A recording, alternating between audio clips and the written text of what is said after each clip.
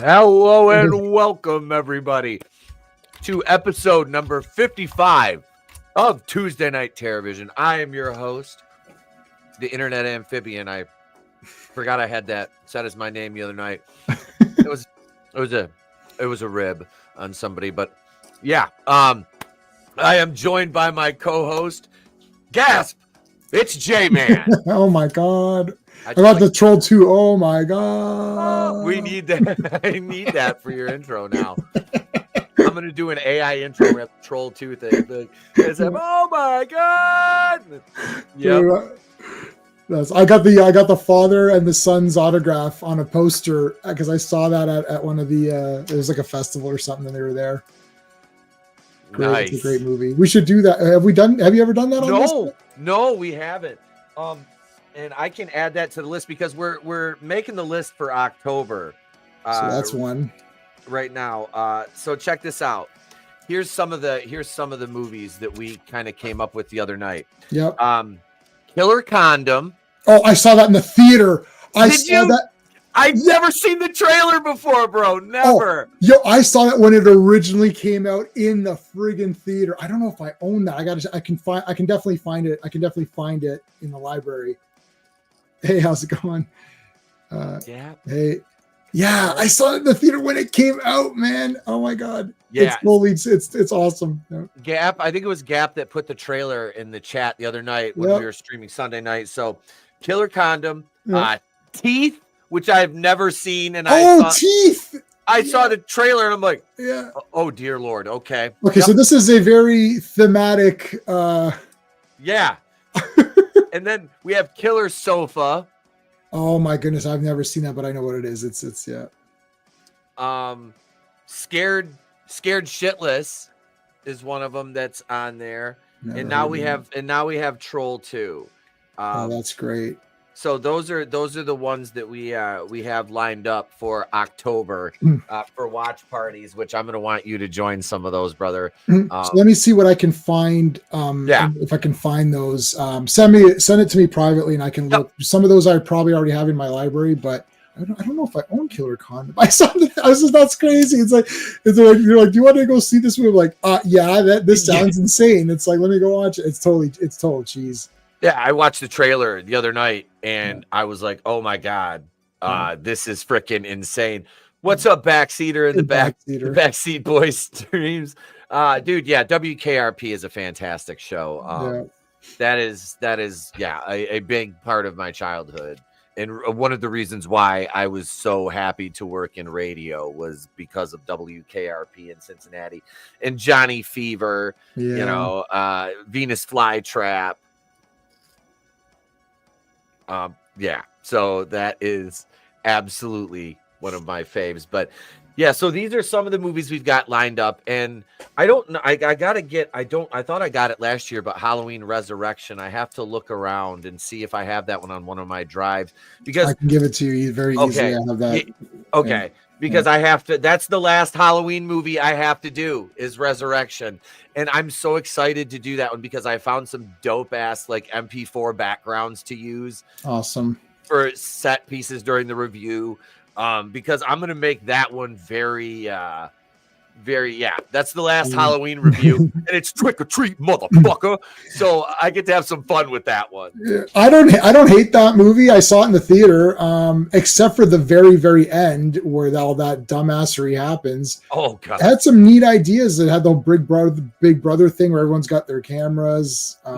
It's kind of a neat idea. Like, let's explore the house. The problem is the house is not big enough to warrant that you could explore the house in 5 seconds. Like, there's a living room. It's like, okay, it's over. Like, there's not like they're taking forever to explore a house that's not a mansion. It's like, my mom's house is bigger than that.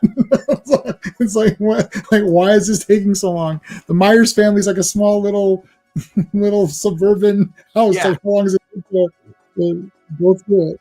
Well, yeah, they made it into this gigantic, like, Victorian, like, mansion. Yeah. No, we're not talking about the video game Backseater. I have never played the video game. We're talking about the 2025 movie tonight. So spoilers for the movie. I I have to show something off here real quick, Jay, man. I Yeah, don't know go if you for saw it. this on Facebook, but yeah, hang on a second here. Let me I'm gonna pull this up right here. Close down a few windows, but yeah, this is a shot from my entrance Saturday. I'm just gonna throw. I this did up see there. that. Yeah, for those of you who don't know, I am an independent Yeah. professional wrestler as well as a just mediocre YouTuber. But yeah, this was me. And I said I wasn't going to wear my Buckeyes jersey unless they beat Texas. And we beat Texas 14-7. And that was a 3-versus-1 matchup. So I wore my Buckeyes jersey down when I made my grand entrance Saturday night. Sam, we packed them in. We had we had standing room only in the building. Oh, that's good. Yeah, it was an amazing show. Yeah, everybody had a blast. Everybody was safe. Yeah, it was well. We had one incident before the show even started. My good friend Maddie Fine, she broke her wrist. Oh my God! Practicing a move she'd done a bunch of times, just landed on it wrong. So that's the worst, man. I broke this finger 2 years ago. It still hasn't healed properly, but like that's the worst. Your hand is the worst because you can't do stuff. She snapped it. It was. Oh my God, that is really nasty. To her credit, she handled it like the gangster she is. Yeah. A 280-pounder rolled on her arm, and instead of going down like this, she had it extended, and she just got up and said, "It's broke." Literally, that's how she said it. It's broke. Yeah, it's broke. And didn't even raise her voice, nothing. So yeah, she'll get well soon. We were hanging out last night. We had Jared's surprise party, so it was. I got to see her and her boyfriend Ryan. They were there. She's got it in a sling, but right. She's a tough kid. She's a tough kid. Kasara was there Saturday night at the show. She was there.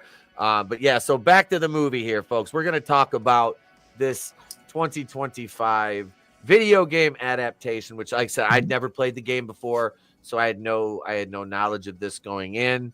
But it's not an Uwe Boll. It's not an Uwe Boll. Which might be a negative, actually. It kind of be. It could be because Uwe Boll, if they were bad, they were still fun. Right, so, they're bad fun. This is kind of like, so we'll see. When we get to our scoring, I'll tell you because like the wife watched this with me, so I'll tell you what she thought of it too. Yeah. But so here we go. Here's the title card for it.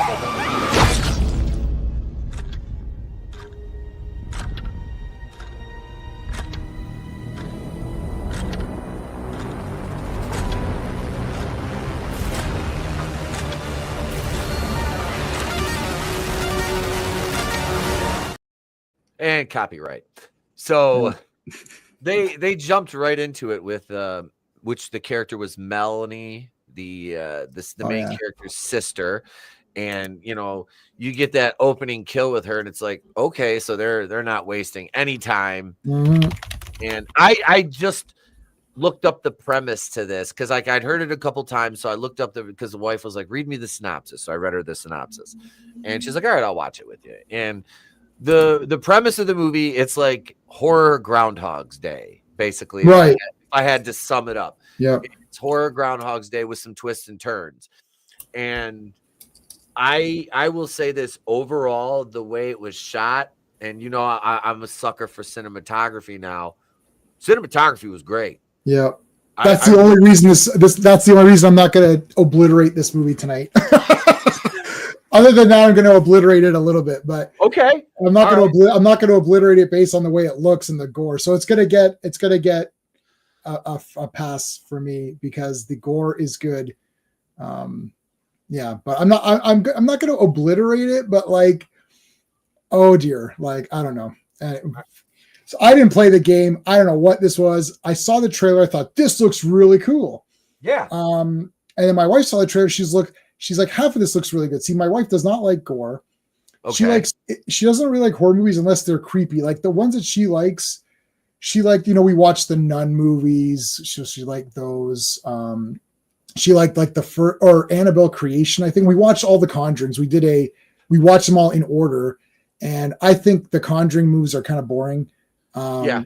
I like the Nun a lot because she looks cool. I need a cool looking character that I can buy a figure of. Annabelle looks good. The Annabelle Creation, the one where they're in the past, with the house. It's like a boarding house for kids or something. That was awesome. Hey, FK, how's it going, dude? That was awesome. And then the other one, they're okay. So I like Annabelle Creation and the two Nun movies. The rest of them I could leave. So she kind of liked those. So she likes more suspense. If there's too much, like, she doesn't mind jump scares as long as it's suspensefully done. If it's just gore effects, she won't care. So I said, let me watch Until Dawn first, and then I'll see. And she hates teen characters. I was like, yeah, you're gonna hate this movie, so forget about it. It's just like every character is like the dumbest person of all. It's like, let's get the dumbest people we could possibly shove into a house. This is why it's a video game, because in a video game you control what's happening, so you're only as dumb as you. Yep. Right. You're only as dumb as you are. Right. Yeah. So like you're getting clues and figuring stuff out. When you're watching a movie, you're just kind of like, I don't know.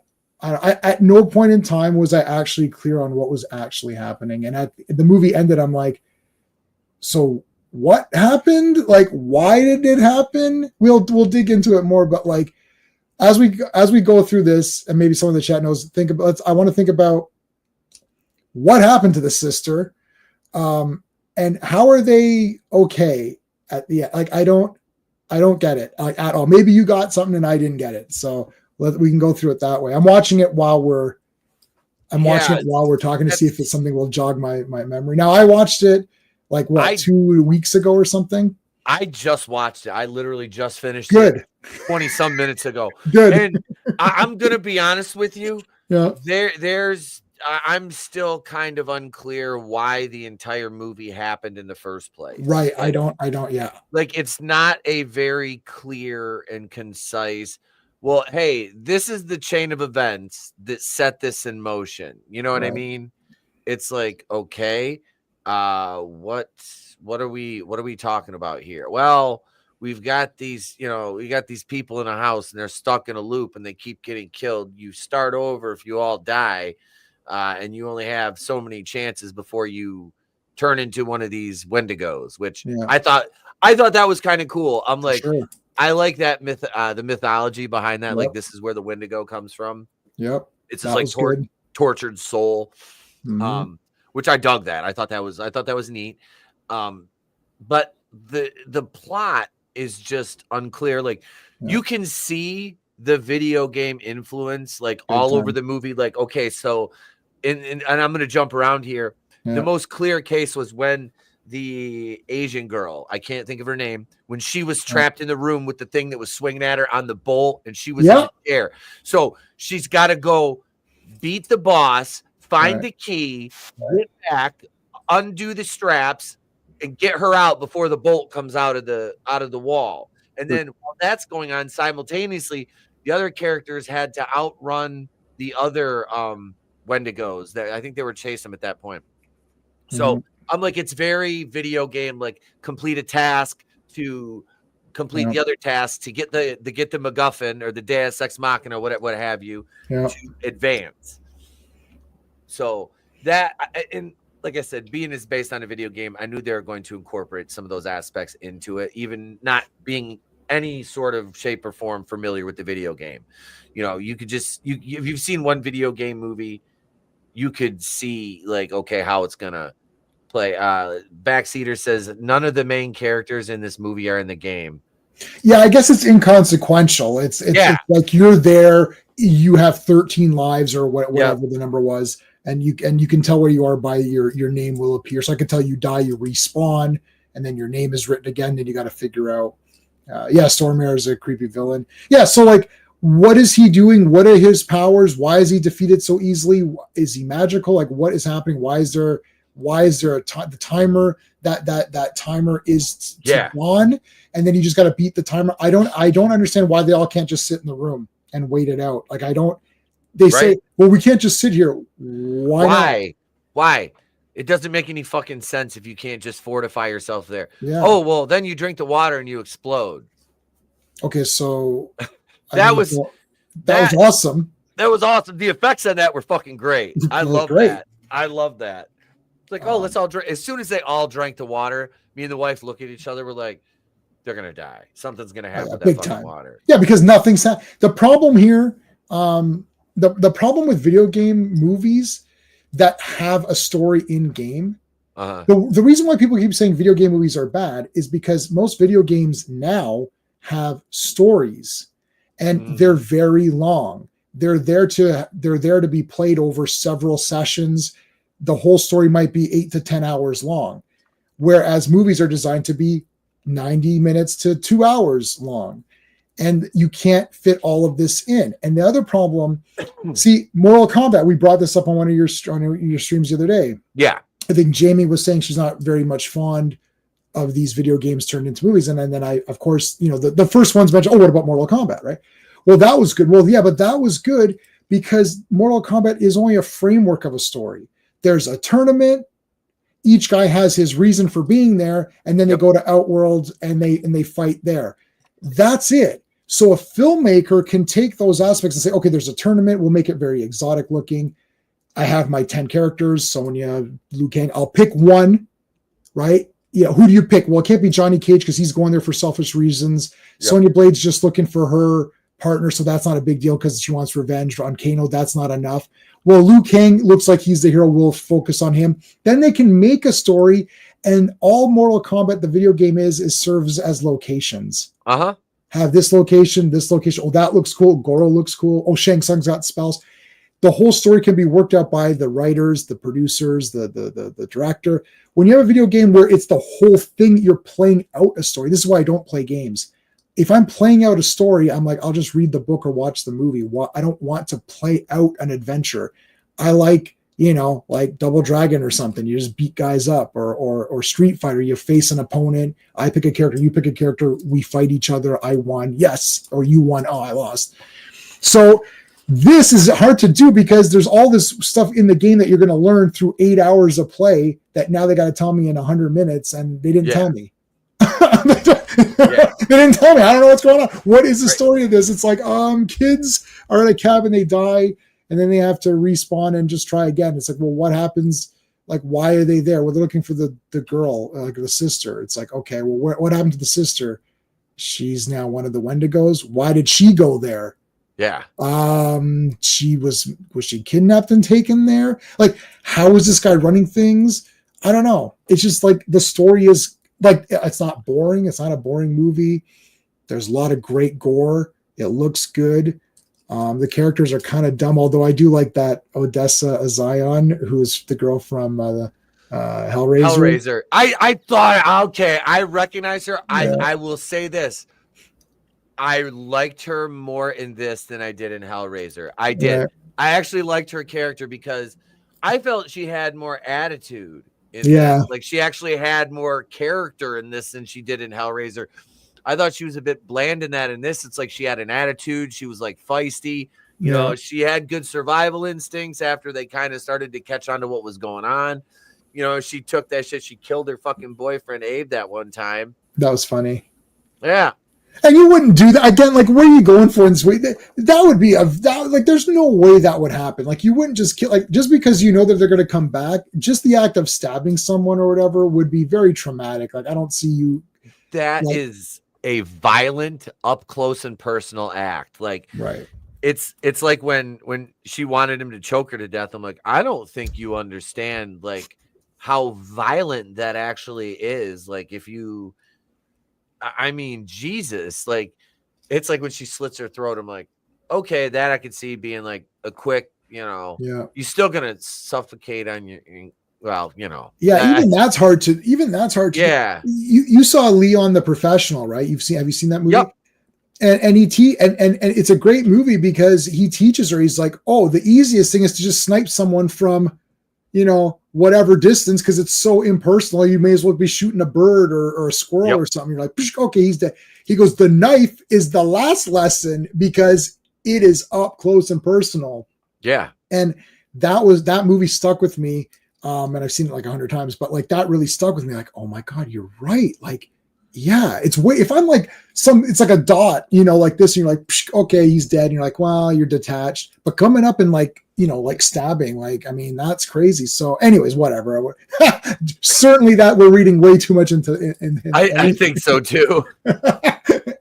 Put way too much thought into that one. Too much thought into that one. She stabbed him. It's a fun movie. And then they respawn.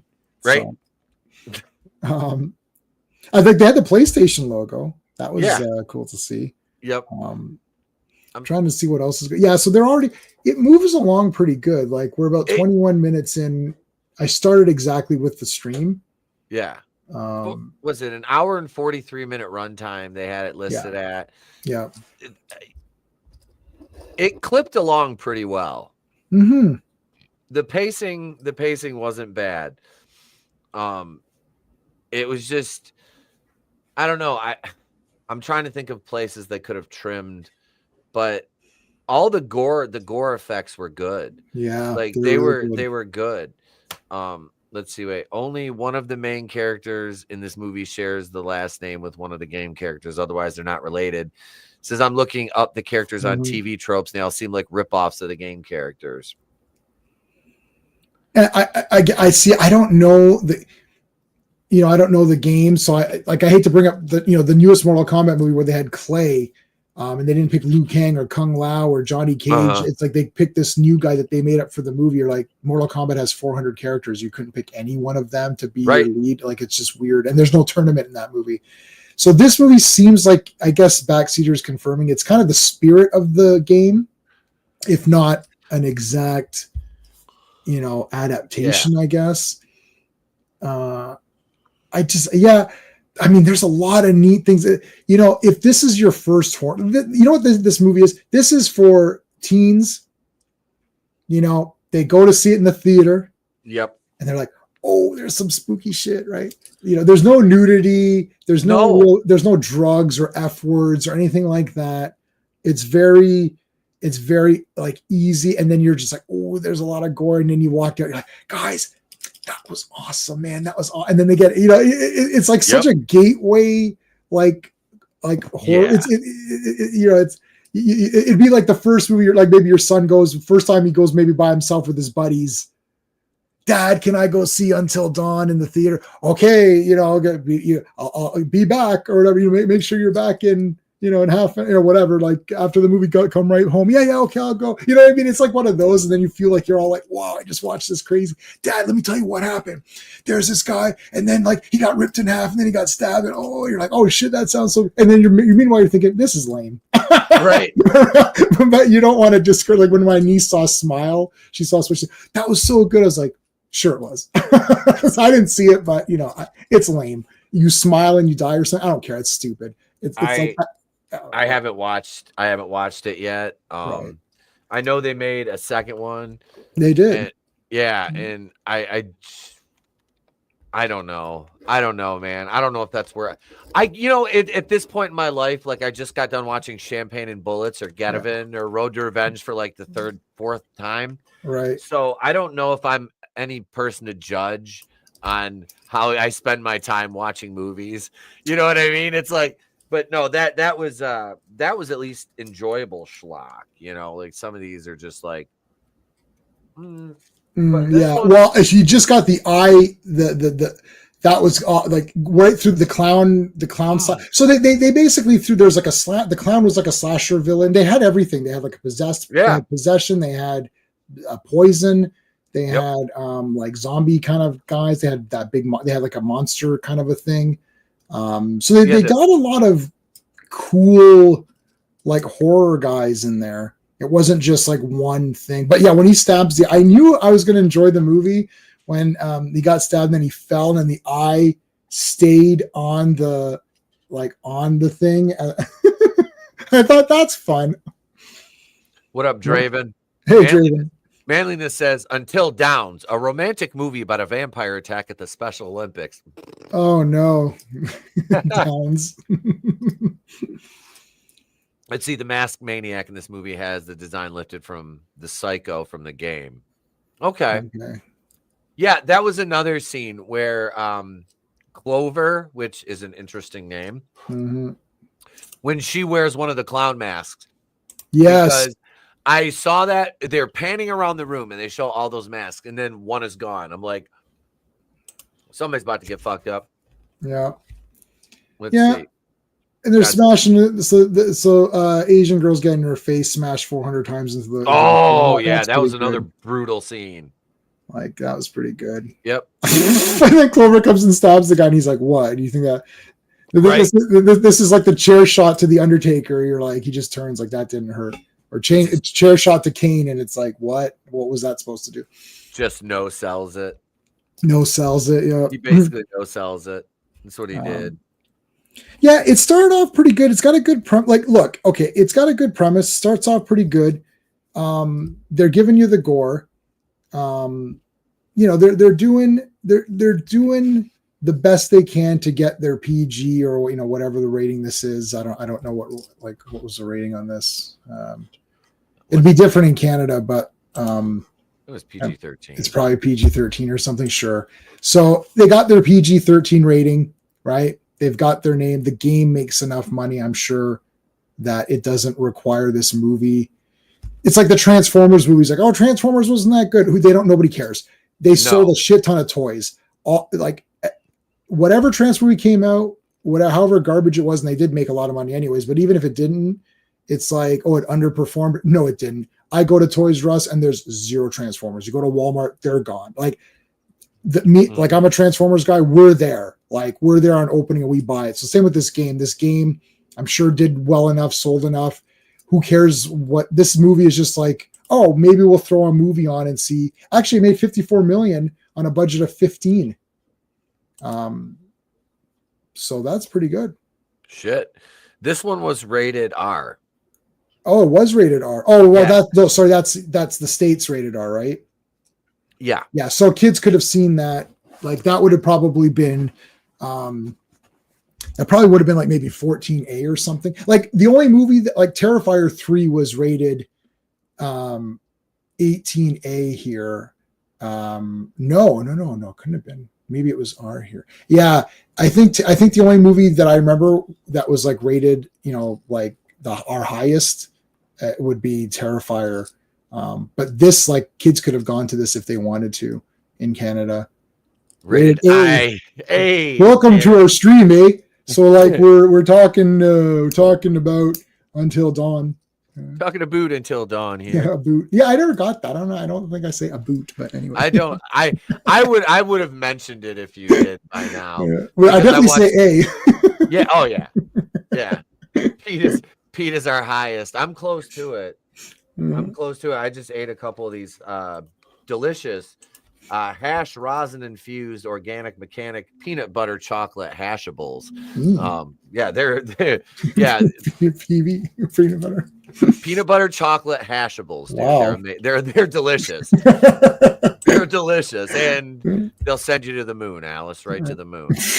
We got 13 watching. Make sure you slap that like button, do all the fun things. Make sure you subscribe, notifications on, as we spoil, if you can say, spoil this movie. But I was just looking at the cast, the main cast. You've got Ella Rubin as Clover, Maya Mitchell as Melanie, Peter Stormare as Hill. Yeah, he's cool. He's the only one I recognize. Yeah. Belmont Kameli is Abe. Ji Young Yu as Megan, and Michael Simono as Max, who looks like in his picture on IMDb, like Dollar General Jared Leto. Right. Yeah. He really does. I was like, is he gonna start singing 30 Seconds to Mars songs? I don't have it in me to listen to that shit. They definitely checked all the box. It's like, wait a minute, we need to have a very diverse. Can we get I don't know how these friends all met. Right. Like I went to a public school in Canada. So public school Canada, that's as diverse as you're gonna get. And I did have, a couple of brown friends, a couple of Asian friends, but not like this is like every single one of them is like something different. Like that's very rare. But anyways, it is a movie. Basically saying if she were Asian. We have Jared Leto at home. Yeah, Jared Leto. Yeah. Yeah, that's basically the Max character in this. Is like Jared Leto at home. No, I and I knew Odessa from her thing Hellraiser. So she, and of course Stormare is those are the only two people I knew. Yeah, those were the only two that I'd really ever seen before. And like I said, the first role I saw Des in was the Hellraiser, and I wasn't impressed with her in that. But I liked that. I liked the movie. I just wasn't impressed with her. Abe is Emily if she were a white guy. Yeah, Abe. Like I thought he was gonna be like an idiot the entire time, and it's like, yeah, he wasn't. He wasn't terrible the whole time. So I'm like, okay, because I was kind of waiting, like, because the Max character, he was like the ineffectual, like beta male, like that was him. Wait, what's this? Have you ever Skeptic. Skeptic stream in the house? God, have you ever tried any of those gimmicky movie theater things like Screen X, D-Box, or 4DX? They all seem so unnecessary. I went to Tenet with D-Box and it was loud. I didn't know the seats would shake. I've never watched Tenet. I liked it, but there's a big asterisk. All of my friends hate it. And they all went to go see, I didn't see it. They all saw it separately. They're like, wow, this is a terrible movie. I said, okay, I'm going to trust all you guys. And then this coworker bought a 4K. He got it on 4K and he just wanted the digital copy. So he's like, do you want a free 4K of Tenet? I'm like, sure. And I watched it. I thought, this was awesome. I'm like, and I phoned all my friends. I'm like, you guys are all retarded. I'm not listening to your bullshit retarded opinions anymore. Go away. And then they gave me all these reasons why it sucked. I'm like, you're dumb. All your reasons are lies. So anyways, I'm the only one but in hindsight, most people don't like that movie. so just keep that in mind. I'm not recommending it. I really liked it, but I have never seen it. Yeah.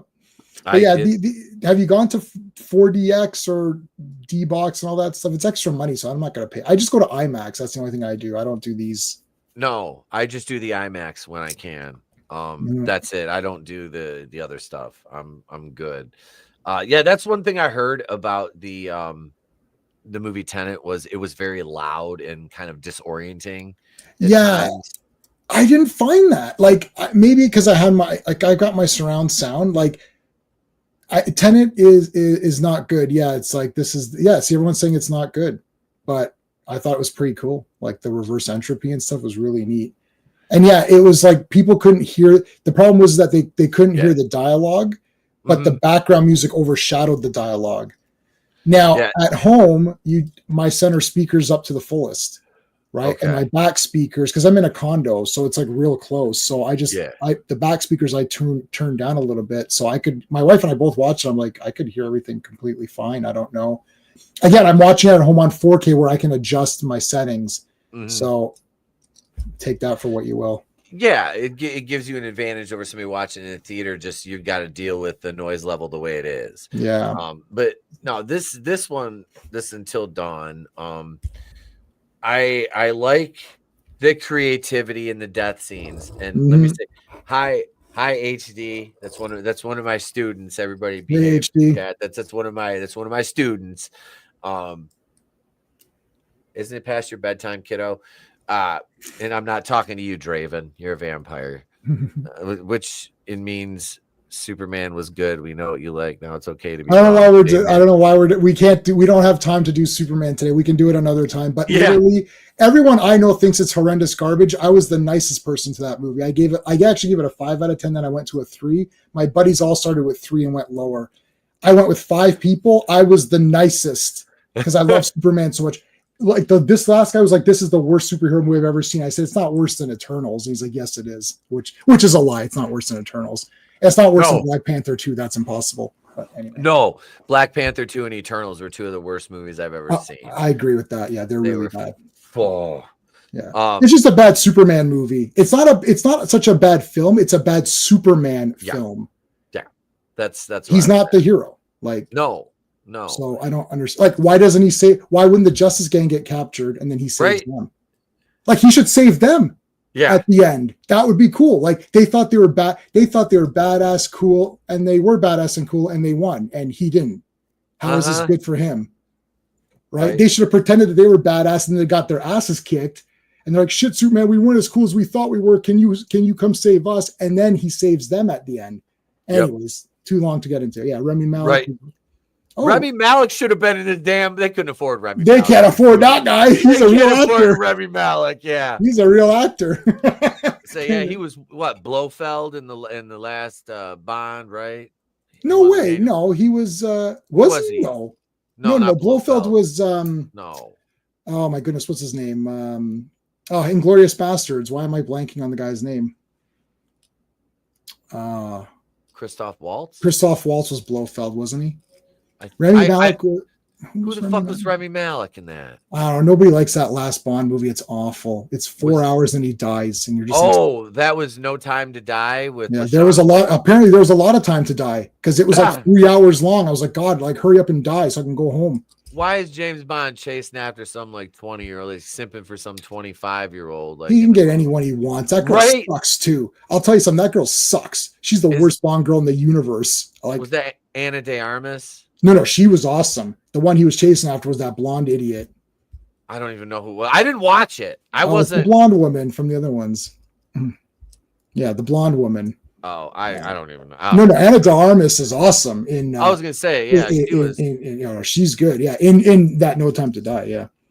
Okay, so there's something about mining. Did you understand what was going on in this? So there was a mining accident. Some miners died, and then this is why Stormare has powers to reset time. I don't understand what's going on. Yeah, it's like the whole town sunk. Like, remember, it all went down like what they say, like one level. And so that's why the water it's supposed to be like the water symbolizes that, like they're stuck. I don't get it. Like, it was weird because like the front door of the house opened into the mines now because they were down a level, which was very odd. And that means the door that was the upstairs door that they were coming in, the front door was like an upstairs door. But why would there be an upstairs door with like no porch? Am I thinking too much into that? No. You know what the problem is? It's better to not if you're going to go simple. Like Friday the 13th is like is perfect. Yeah. Nightmare on Elm Street is also perfect because it's just dream logic, which can be anything. Yep. This movie is asking too much of the audience and not giving enough back. They're asking us to believe all these things and give into these give-me's. You know, there's it's like, why did they go to Crystal Lake? It's like, well, if you don't believe that they're not going to go to Crystal Lake, then you're not going to watch this movie. So it's over. Like you have to give the movie some benefits. Like, yes, they're going to the lake knowing that there was a murder before or whatever, but they've changed the name or whatever. And, you know, you have to give the movie some credit, you know, before it even starts. So hold on. So the mining thing was turning them all into creatures. They were no longer there. The longer they were there. The longer they were there. Yeah. No, that was explained. What is Stormare's powers? Like I thought that, he's like the mastermind controlling this and doing these experiments and trying to put fear into people.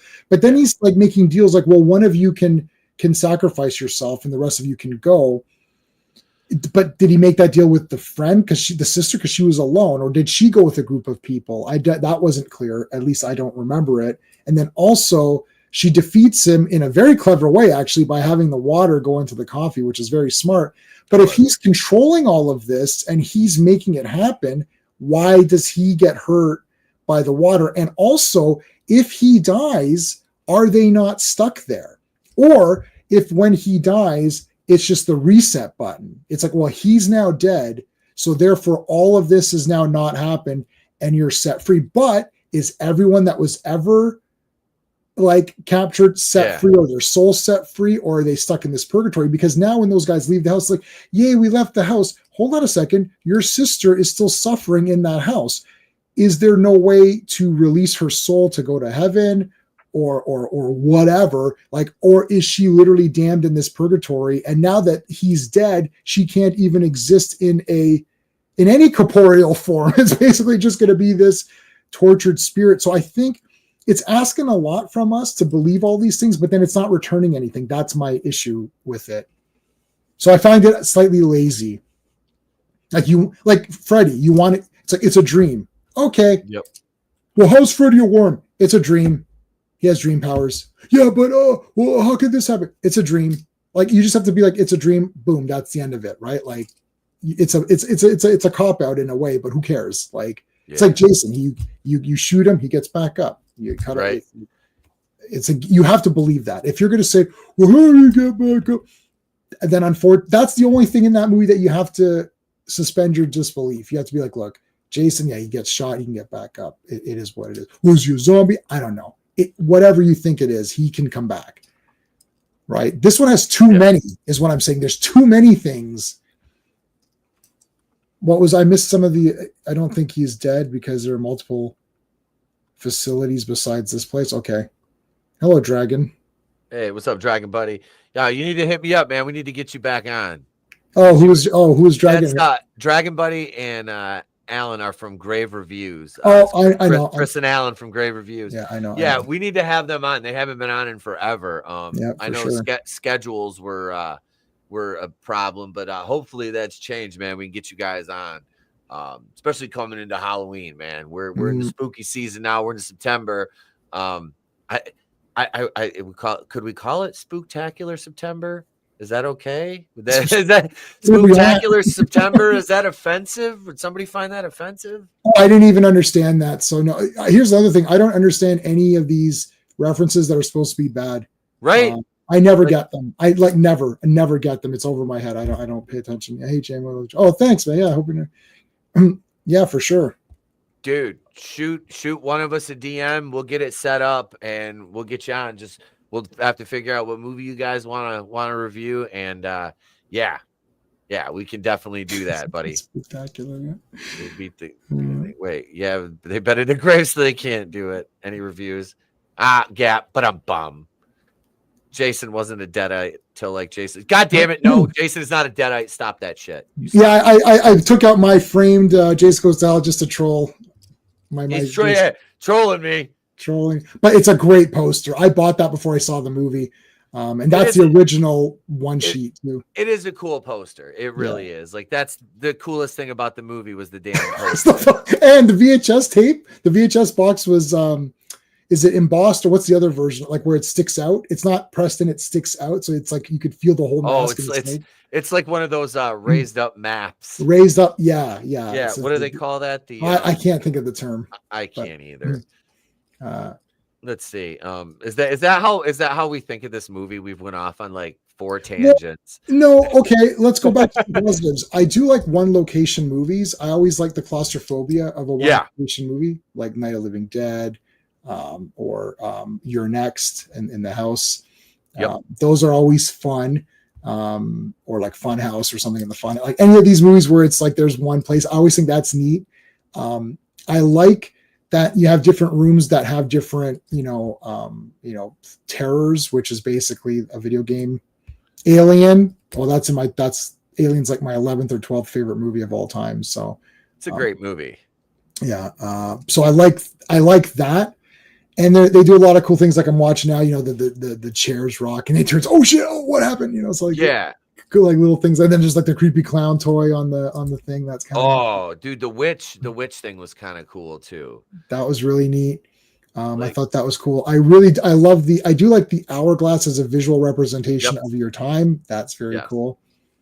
The time loop is a result of a past mine collapse that devastated the city, leading to the inhabitants resorting to cannibalism and transforming into Wendigos. Man, I just move. Why don't you just move so they don't let us know why the town collapsed when I pulled up. Yeah, I was gonna say there was really transforming. Does that manliness? Damn it. Jesus. Oh, manliness. Let's see. What do I have for that? I got this. Evil dies tonight. There. I love Halloween Kills. I know you don't like it, but that's okay. That's the best clip from that right there. I love it. Speaking of Halloween, don't try that Halloween shit with me. Bucky, no, he was so close to retirement. Yeah, I don't like it better than Halloween 4 though. But no. Yeah, the Wendigo stuff was really neat, and we had Wendigo pictures on. This was a coincidence because I was thinking we had Nick from Wendigo Pictures on in the next movie. Because in his movie, that Flesh movie, it's about Wendigo. It's about a Wendigo. Yeah, bad things. Yeah.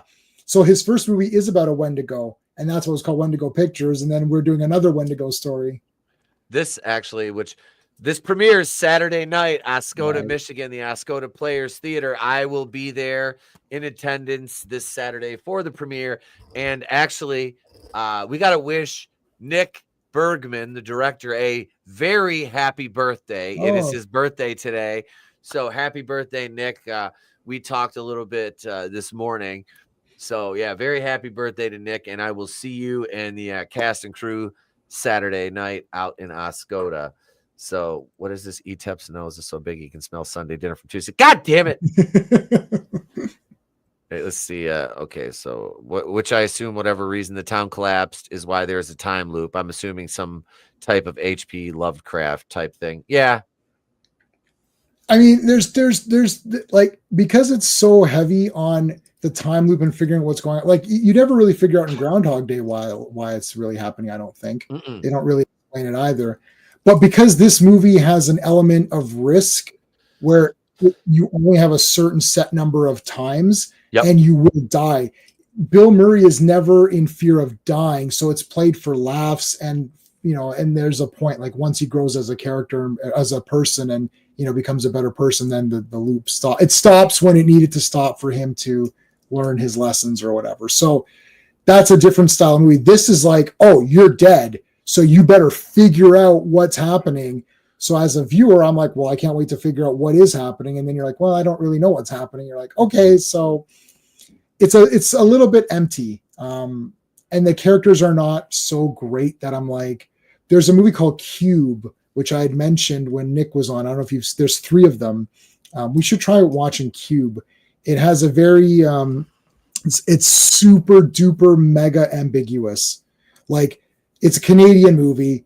All you need to do, if you're in Canada and you tell someone it's a Canadian movie, that you don't need to say anymore. That comes with that already comes with all of the warning signs. Like, oh, it's Canadian. Okay. I'm prepared. It's going to be weird, and it's not going to make sense, and the movie's going to be over. I'm not going to understand anything that happened. I'm like, yeah, Cube is great. I watched it twice in a row. I watched the movie. I was like, wow, this is great. And I watched it again. I have seen Cube. Yeah, they're good. So we can throw that on there, but it's very ambiguous, right? Okay. But the situations and what's happening and the way the characters react is awesome.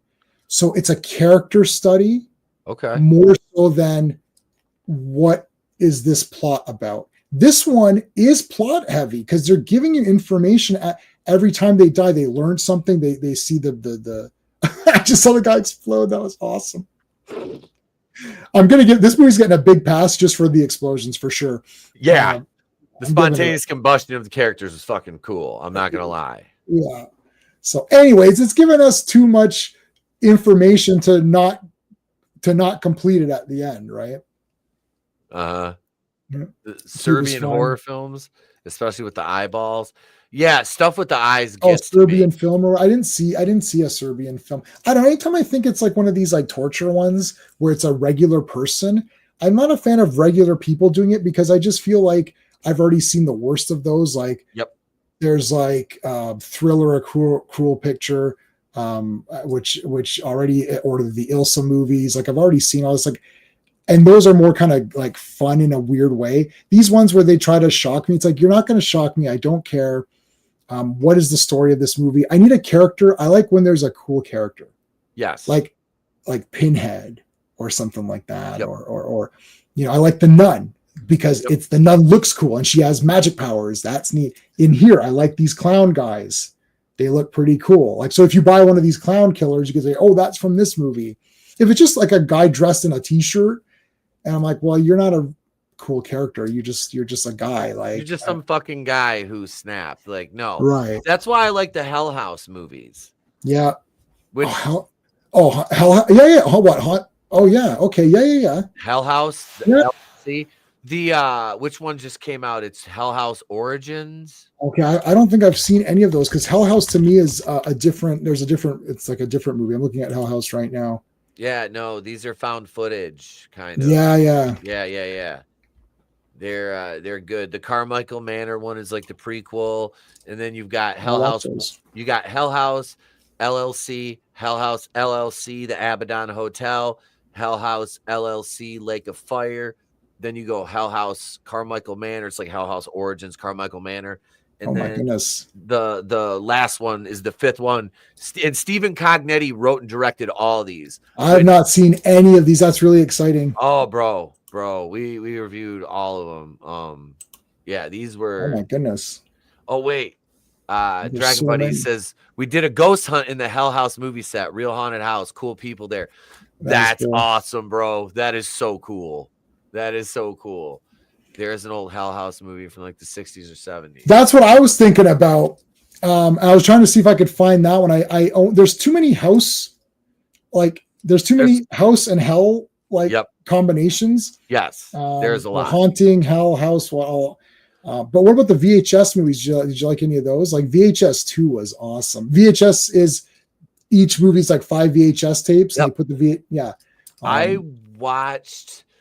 Maybe it was the very first one. They go in that old farmhouse, and the dude is like sitting there in the recliner. It's got I'm trying to think. It's got the vampire girls in the hotel room. That one. Yes, that's part 1. That was okay. I didn't like it. Good. It's okay. I didn't like it. It's okay. Part 2. I didn't buy part 1. But part 2 is awesome. So because it's different stories. So part 2 was amazing. I didn't like part 1 that much. And then I watched part 3. I thought it was okay. And then I just bought part 1, and now there's like 7 of them or something. So I just bought them all. But part 2, big time. Legend of Hell House. I own that. That's the one I thought you were talking about. Legend of Hell House is cool. I have that movie. That's the one I thought you were mentioning, Legend of Hell House. But that one I own. Yes, I thought so. And there's also Hell Night with has the best decapitation scene, or one of the best. You had me at decapitation. Oh, it's really good. They did a reverse. The head is real, the body's fake. So it's like they have it where like it gets cut and the body fall, like the guy's, it's like, and then the body falls out of the frame because the body is fake. So the head looks like really good. Roddy McDowell's in it. Yeah. Nice. Anyway. Yeah. There's some cheap jokes I noticed too. They're doing they do this in these teen movies where they say silly things. It's like they tried to do. It's like they tried to do some like snarky type humor.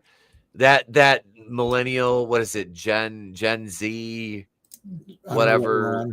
I don't know, whatever they want to call it, but it was just the humor fell flat for me. Yeah, big time. Okay, so this is like a trope with modern characters, especially when they're modern to like this reality, and we inject the perceived reality, and every millennial or Gen Z or whatever you want to call them is like this quippy, sarcastic, like almost hipster, and it's like no, it's not like that at all. Most of them are basement dwellers.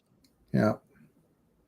No, but this is not a realistic depiction of it's just, and it never works because you can tell it's like I should just get my backpack. It's like, hello, fellow kids, like this, and it's like, dude, this was come up with a bunch of it's like, I don't know. It just the humor wasn't there. It wasn't for everything that it did right, which was few and far between. Let's face it, other than the gore and the effects.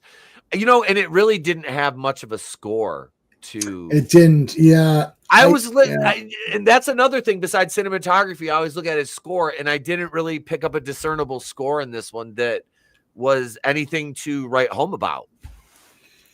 That's the only. So in my space system, artistry is the A in space. So artistry, I knocked off a half point for no. This is the type of movie where you want to have some really neat music. It's a great opportunity to have some kind of off the wall, different style music. You can do some synth stuff or something like this. Is a great time to do it. Which old films still hold up? I don't know. Lawrence of Arabia. There you go. I think Blade Runner hold like what old films hold Halloween. up the best? The original Halloween. For sure, original Halloween. I'd say probably if we're looking specifically horror, Texas Chainsaw Massacre. Would you say that's a? I'd say Sure. that one holds up. It's like documentary. Well, it's made to look like that. So it's made to look like in such a way that it succeeds perfectly, looking the way it should look. So I don't like you can't I mean, they tried to remake it. When they remade it, they made it so slick and cool looking that it didn't look right. The problem with the Texas remake is that it looks too good. I saw it in the theaters, like, wow, this looks really cool, and all these, and I'm like, but I could feel the set designer. I felt the set designer come in and be like, okay, let's Spirit Halloween this and really make it all crazy. And I'm like, no, the first movie looks like a real place that these crazy people actually live in, and they go to sleep in, and they wake up and they go to the fridge and get milk or juice. Yeah. It looks like a real place. That makes it crazy. I love Texas too. That's one of my favorites. I absolutely love, because that movie was like complete opposite. It's like Gremlins 2. Like, I like when a part 2, they're like, we can't be as good as part 1. Why don't we just make it completely bonkers? Like, now the family has like an underground base with tunnels and stuff. You're like, okay, wait a minute. How did the Sawyers get all this? I love it. I love part 2. But anyways, yeah, Halloween 1 holds up. I'd say the first Hellraiser is bloody awesome. God. That holds up really well. You know, and I was watching a video on why the second one is superior. And I can't really argue with that. Honestly, the second Hellraiser is awesome. Fucking amazing, awesome. Because that's when you get to go into and you see, the inside of, I love those movies. I really do. The first 2, let's just be clear. The first 2, after that, there's definitely a steep decline. I like them all. I like them all, but no, the first 2 are legit good. Well, Hellraiser 1 and 2, I'm not saying these movies are better than these 2 I'm going to mention next, but it is like Terminator 1 and Terminator 2. Yeah. Or like Raiders and Temple, or any of these ones, Aliens, where sometimes instead of going to direct opposite, you really heighten everything else. Like, whatever was cool about the first one, make it even more so, right? Yeah. Terminator 2, let's make it even more amped. Right now, in all those examples, I actually like the first movie better. Oh no, I like Temple of Doom better than Raiders, but it's a prequel. But anyways, I like them both equally. All of those movies I mentioned are all perfect for me. I love them all. But like when you just go even more crazy, like, oh, you thought that was crazy in Hellraiser 1. Now we're going into hell, and holy shit, right? Like, this is crazy. You're like in mazes and stuff, and it's just awesome. But I like Hellraiser 3. I love Hellraiser 4. I saw it in the theater. And then I didn't see the others in the theater because they went direct to video, which means I just bought them all. And some of them were kind of neat, but they're not that. Look, 1 and 2 are masterpiece horror movies, and then 3 is a schlock movie because he's walking around the streets and shooting chains. I'm like, this is crazy. Like, yeah, you completely lost what Hellraiser is at this point. They lost the plot. Clive Barker was like, what is happening? For somebody who spent that much time in leather bars in the 80s, for it to fucking disgust him is he's just like, what the hell's happening? That's a bridge too far to cross for even. But it's genius. We gotta do Hellraiser. It's got Motorhead, man. Yep, okay. I know. I know. Dude, come on. He's walking around, and it's like, where are the chains coming from? Like, you can't project them into our plane of existence. He just does. He's just like, they're just chain. There's like 7,000 feet of chain flying out of the sky. It's like, what the? Well, we've got time to get out of the way while it comes down. At least let's move. Yeah, listen, it's beautiful. It's fine. It's great. It's nonsense, but I love it. It was those shitty ones were excuses to keep the movie rights. A lot of them were just regular horror movies that they sort of inserted the Cenobites in order to keep the name or whatever. So looking back at this, I did like that there's like the big giant thing. That was kind of, I did not expect that to show up. That was kind of neat. I wish we would have gotten a little bit more with that. It looked very Stranger Things, which I think it was intended to. I think so too. Wait, Tony says, hi, I'm Draven, and I think I'm cool because I took Jessica Alba's virginity. God damn it, Tony. Where'd you take it? Give it back. He took it out for a lovely evening on the town and wined and dined it, and then he had herpes. But no, Yeah, I thought that monster was really cool. I have an MP4 background. It's the what is that, season 3, the monster from the Starcourt Mall. The one I only saw the first season of Stranger Things. I've never seen the rest of it. Okay. All right. Well, there's a big ass monster. You can spoil it though if you. But there's this big ass monster. Like it's like a hive mind. Cool. Yeah. Okay. It was really freaking neat. Especially seeing Jake Busey get his face bashed in with the fire extinguisher. That was super cool. Oh, no, poor Jake. Yep. They torture his father. Now they're torturing him. The sins of the father. Yeah. The sins of the father. It just makes me think of what movie is that? Tomcats. I've got Kyle Brenner's nut in a jar. Tom, I don't think I've. It's a comedy. If it's a comedy, there's a good chance I haven't seen it. Yeah. Usually, I see a comedy like I'm good. Yeah, it was early. Okay, it's early. It's like 2001 to 2002 type. So comedies weren't ruined just yet. No, they weren't ruined yet. No, they're dead now. Like anything. Yeah, like I can't think of anything. Like Happy Gilmore 2 was. I didn't see that. Okay, it was fun. Like it was fun. Yeah, but that's a continuation. So that I wouldn't count that because that's not an original. It's not a new thing. Like anything new. Yeah, I can't remember. Like I think I didn't. Well, I saw Hangover Part 1, which I didn't think was all that funny actually for me. But that was a big one that people actually really liked. And then I think after that, it just feels like there was nothing. Like usually you can tell. Like there's like those big ones that come out. There's like one or two. Like everyone seems to think, yeah, these are really funny. But now I can't. Since Hangover, whenever that came out, I can't think of another movie after that where people will forget my opinion whether I like it or not. But just in general, people were talking about. I can't. Wedding Crashers. That's after. Yeah, when was Wedding? Wedding Crashers is before. That's Hangover. Before Hangover. Yeah, Hangover is the last. I'm talking chronologically speaking. Yeah, that was 2009. Yeah. Yeah, I can't think of anything that people have been talking about after that. A boot. Like what? I have no idea. I can't even name a comedy that. I can't even name one. No, I can't. I can't name one comedy that I would consider something that would stand the test of time and will be rewatched, like a Blazing Saddles or Spaceballs or fucking Caddyshack or anything like that. Like nothing. Those are so offside now. People would lose their minds. Oh, like Blazing Saddles might actually cause an actual physical ailment to some of these nut jobs. Like they would actually wouldn't know what to do with themselves. Hot Tub Time Machine. Yeah, that was talked about. That was okay. That was okay. I have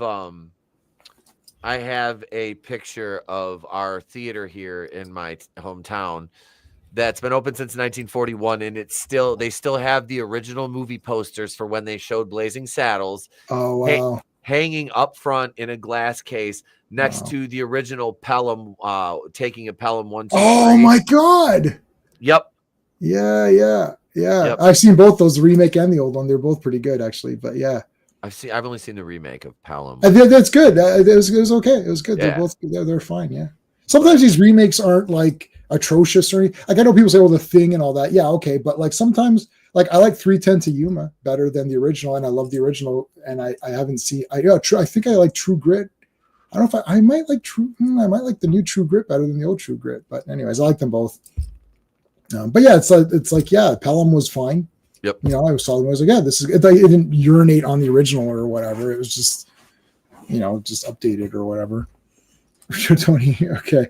All right. So the end. Draven said the end of this, kind of shows that they're still. Well, not them, but the time loop is still going on, because they leave and the hourglass resets at the end. So it's to say, okay, they won, and it's ready to go for the next group. Yeah, they're free. And then you see in the cameras, the doctor's back alive, and you hear him whistling, and you see that like Yukon or whatever pulling up too. Yeah, so that's like the next batch or whatever. Yep. But they didn't save they didn't. Okay. The fact of the matter is that they went on this journey to save the sister. Was she saved? No. If yes, how?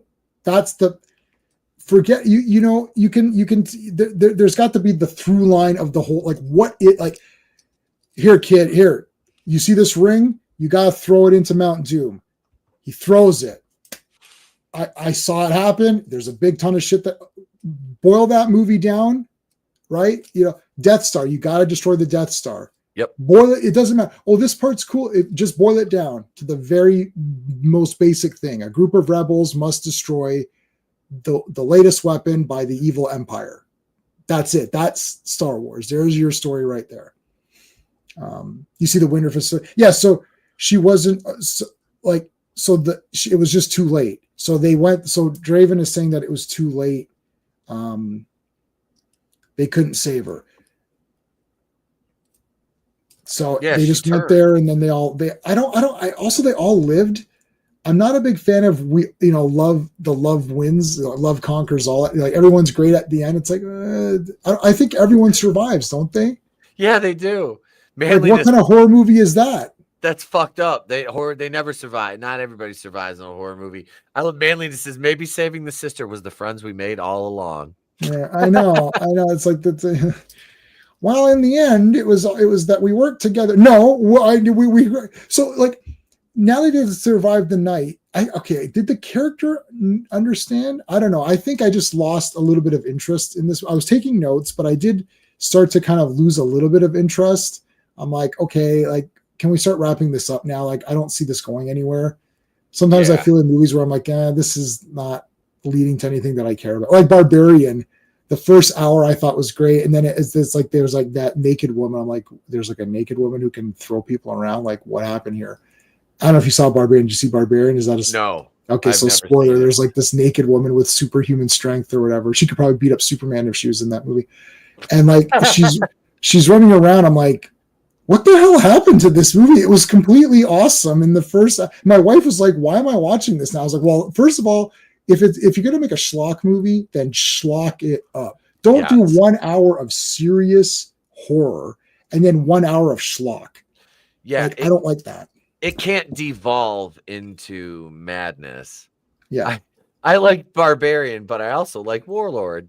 Yes, I also like Warlord and the Barbarian. The Powers of Pain were a fantastic tag team, manliness. They were a great team, yes. Especially when the guy had the armored mask and shit. That was cool. Yep. I like Barbarian and Meng together as the Faces of Fear better in WCW though. There's our wrestling talk. Okay. Somewhere Jamie and Trina both got angry, and I'm gonna get two walls of texts now. Dude, we used to use WCW as our term for like Mickey. You know, people say this is a Mickey Mouse operator. I used to say this is what is this, WCW? Right. Hill is the only I like WCW. Stop it. It's good. I love WCW, dude. It's great. I'm still a mark for WCW. Hill is the only person who dies, but it's left open for his return. Well, yeah, because he's whistling. He's got his cup of coffee there at the end. He's sitting there watching his monitors, like you said, Draven, the winter facility. Yeah. We see the next group pulling up, and bang, there's the sequel, which they'll probably do. What did this do? It did do, so I had it up. It was 15 million budget, and I think it was 54 million box office. That's good. Oh wow! So it made its money and then some. And then some. So that's listen. I'll tell you something else. I don't care what it is. I'm always want a sequel.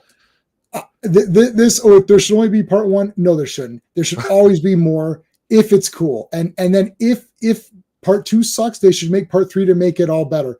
I'm a big fan of just continuing it on. I like what like this Hell House. I'm so excited that there's like 700 of these movies. I haven't seen any of them. Like I was gonna watch what's Victor Crowley Hatchet.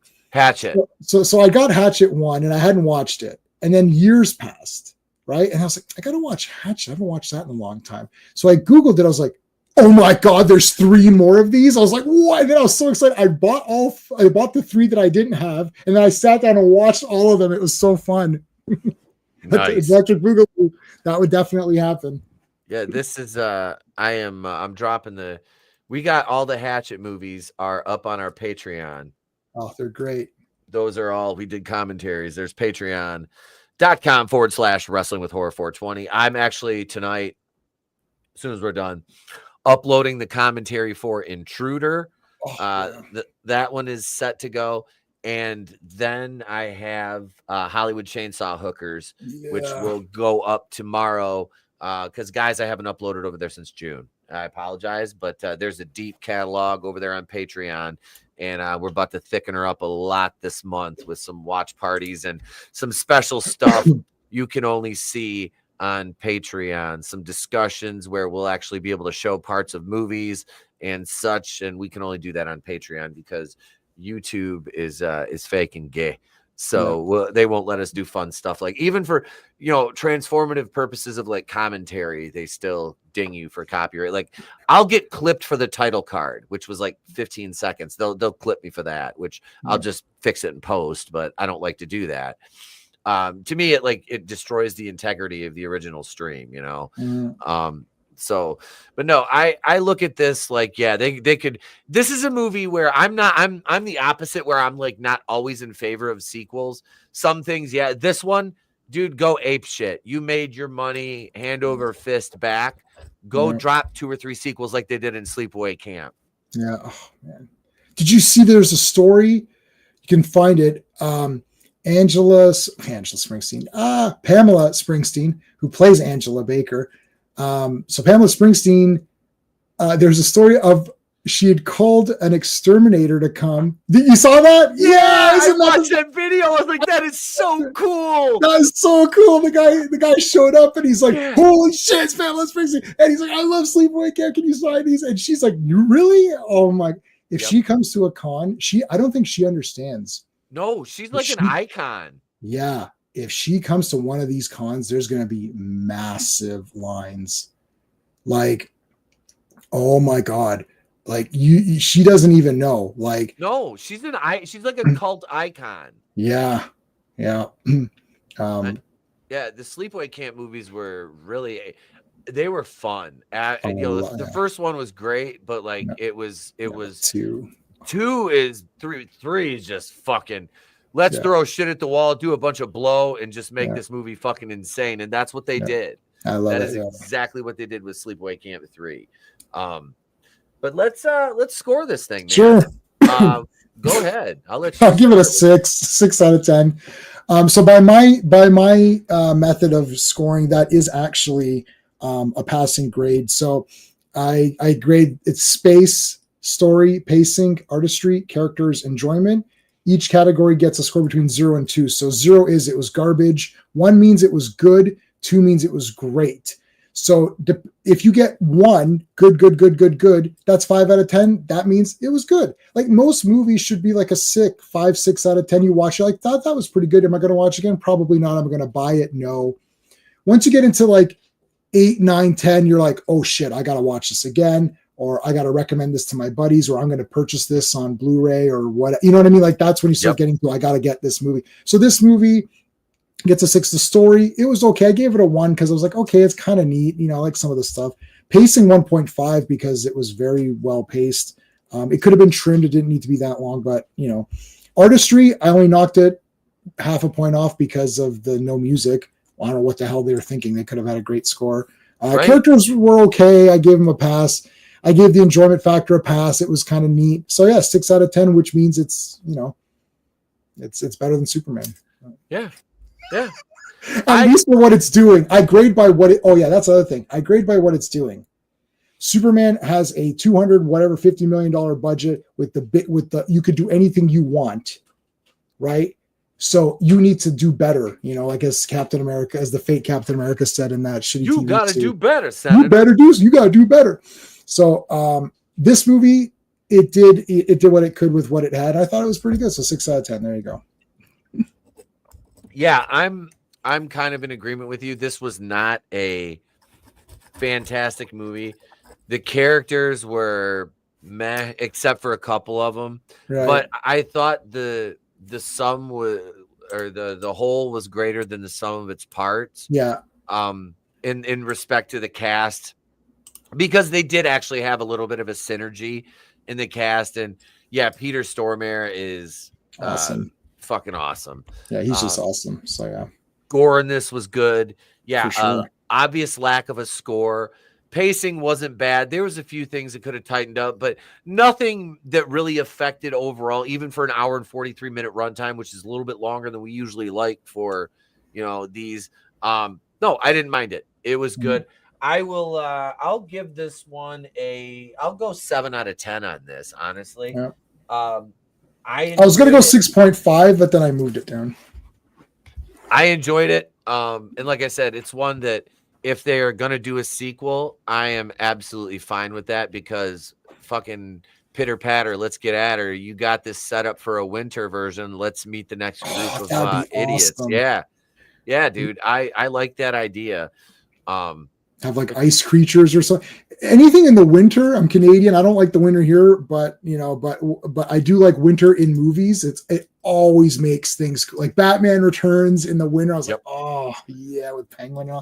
Anytime they do something in the winter, I'm gonna like it. Snowpiercer. Did you ever see Snowpiercer? That train movie? I've seen it. I haven't seen the movie. I've seen the show, a couple episodes of the series. I didn't watch the series, so I don't know, but the movie is awesome.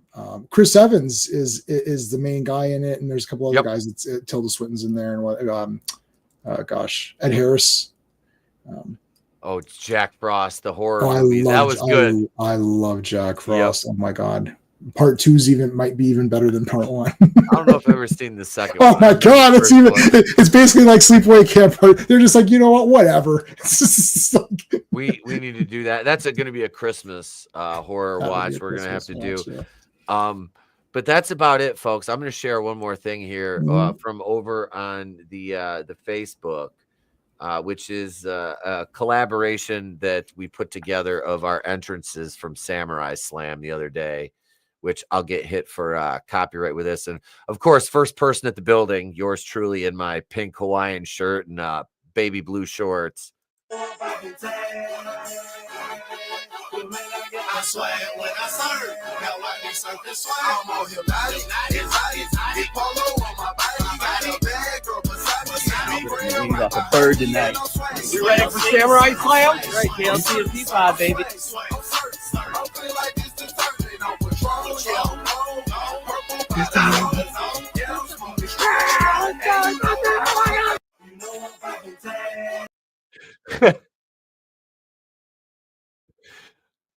Oh, you're muted, Jay.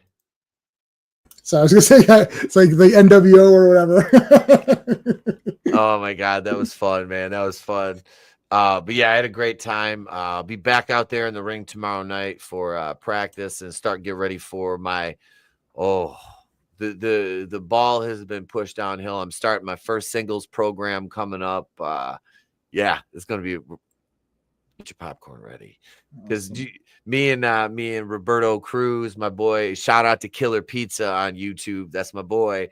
Yeah, we've got our stable, which is Midnight. We're called Midnight Vice. And yeah, it's going to be exactly what you think it is. It's going to be like a Miami Vice type aesthetic. And wait until you see our fucking merch. You guys are going to love this shit. I still have Pete Daddy Dollar shirts available. $20. I pay shipping. You want one, hit me up. We got sizes small through 2X for the big boys. And yeah, smalls for the petite and everything in between. And if you need a bigger size than that, I can certainly print that up. Jay, man, thank you for being here again, brother. Thanks for having me. We will we'll be back next week we'll have we'll pick something special for next week. We'll come up with something special. And yeah, we'll be joined by a guest, Dragon Buddy. Like I said, if you're still in the chat, hit me up, bro. We'll figure out getting you and Alan back on, or at least if you want to come on, if Alan's tied up, you can come on too, brother. Absolutely. Just let me know. Thank you for your support, everybody. Channel members, you're welcome for the gift memberships we tossed out. We like to give those away every month as YouTube provides them, so we give them to you. And thank you, everybody, for supporting us on Patreon. J-Man's link is in the description, as it is to every video. Thank you, ladies and gentlemen, for being here for Tuesday Night TerrorVision, episode number 55. I will be back tomorrow night with These People Are Fucking Happy cast at around 9:30 with the usual suspects.